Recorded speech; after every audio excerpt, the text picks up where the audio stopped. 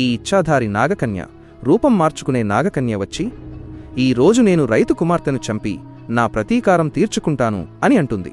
తన నాగిని రూపంలో వచ్చి అక్కడ ఆడుకుంటున్న బాలిక దగ్గరికి వెళ్లి కాటువేస్తుంది. అప్పుడు ఆ చిన్నారి ఏడవడం ప్రారంభిస్తుంది.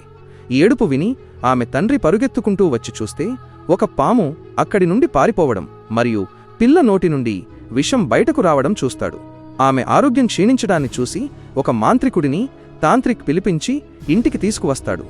ఆ తరువాత మాంత్రికుడు ఆ చిన్నారి తలపై చేయి పెట్టి తన దివ్యశక్తి ద్వారా తెలుసుకుని రైతుకు ఇలా చెబుతాడు, నీ కూతురును ఒక ఇచ్ఛాధారి నాగకన్య కొన్ని సంవత్సరాల పాత ప్రతీకారం తీర్చుకోవడానికి కాటువేసింది. అప్పుడు రైతు, బాబా, ఎలాంటి ప్రతీకారం? నాకు గుర్తులేదు. దయచేసి నా కూతురును రక్షించండి అని అడుగుతాడు. అప్పుడు మాంత్రికుడు బీన్, పామును పట్టేవాళ్లు ఉపయోగించే వాద్యం వాయించడం ప్రారంభిస్తాడు. ఆ శబ్దం విని నాగిని తడబడుతూ అక్కడికి వస్తుంది.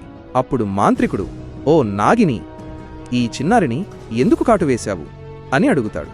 అప్పుడు నాగిని ఏమి చెప్పిందో వినే ముందు, ఆగునైనా, నన్ను చూసి విస్మరించను, లేకపోతే నీకు చెడు సమయం వస్తుంది.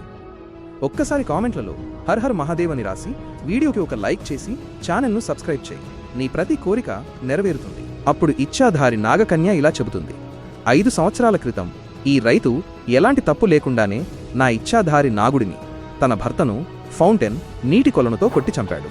అందుకే నా వారిని కోల్పోయిన బాధ అతనికి కూడా తెలియాలనే ఉద్దేశంతో